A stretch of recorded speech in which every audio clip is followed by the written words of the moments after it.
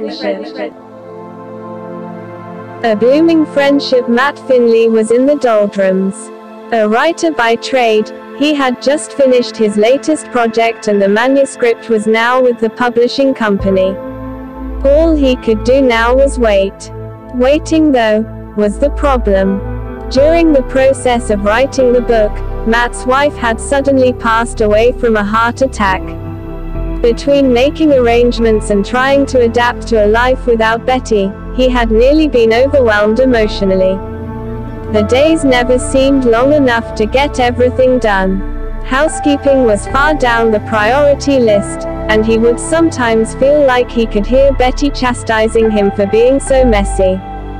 Now, though, he had managed to get things back in order. In fact, he was so caught up that he had time to think, too much time. Sorrow became his constant companion. He tried other things to distract his mind.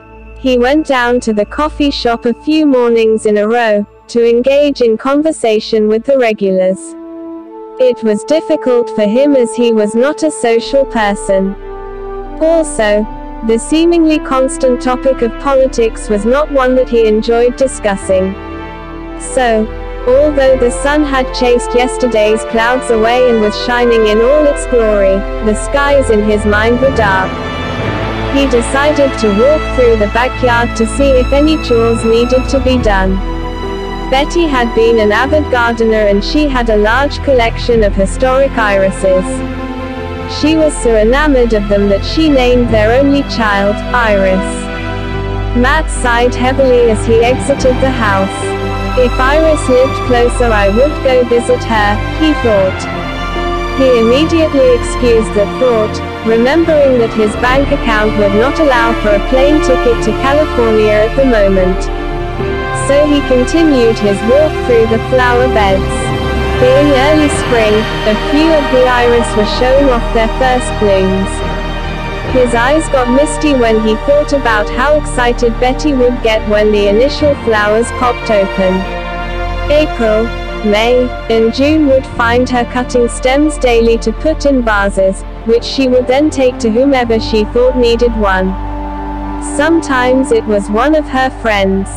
Sometimes it was to a person who was sick. When the bloom season was in full swing, she would take a box of them to a local nursing home for the residents to enjoy. Suddenly, Matt had an idea.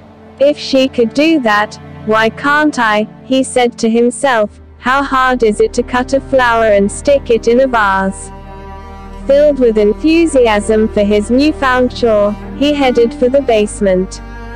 Betty always stockpiled bud vases for her work, carefully washing and storing them so they were ready to use when the time arrived.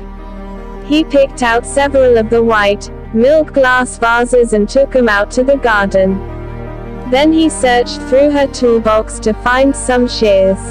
Just as he was about to snip the first stem, he was overcome by a feeling that he was forgetting something. He scanned his memory bank, trying to determine what it was. He replayed the scene that he had witnessed so many times before when Betty had gone about this activity. Finally, it hit him. Flower food, he exclaimed. She always puts something in the water to make the flowers last longer. Back to the basement, he hurried, looking through the containers placed neatly on some shelving along the concrete wall.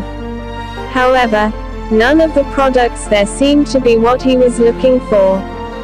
Feeling desperate, he pulled out his phone and called the local florist. "Fred's Flowers, how can I help you?" said a female voice. "Hi. This is Matt Finley.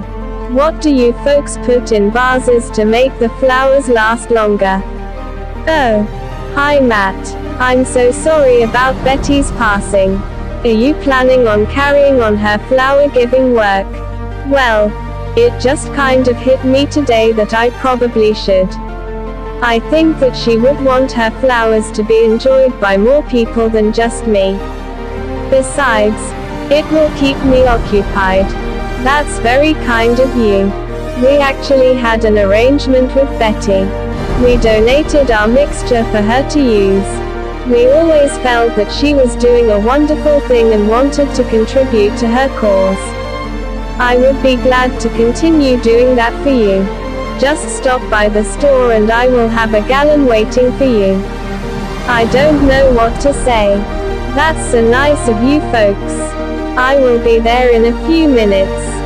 Thank you so much.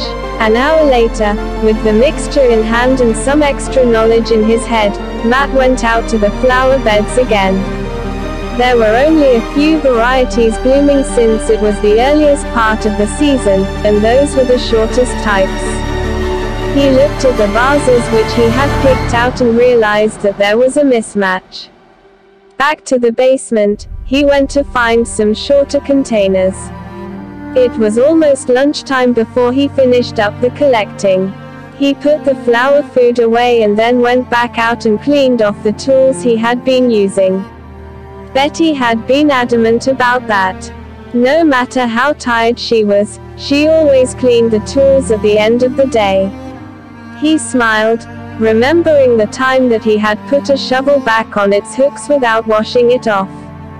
He learned very quickly that was unacceptable, after undergoing a lecture on the importance of cleanliness in the garden. He washed his hands and quickly made a sandwich for himself. Then he started to leave for the nursing home. Managing to hold the 3 vases in one hand and extract his truck key with the other, he was soon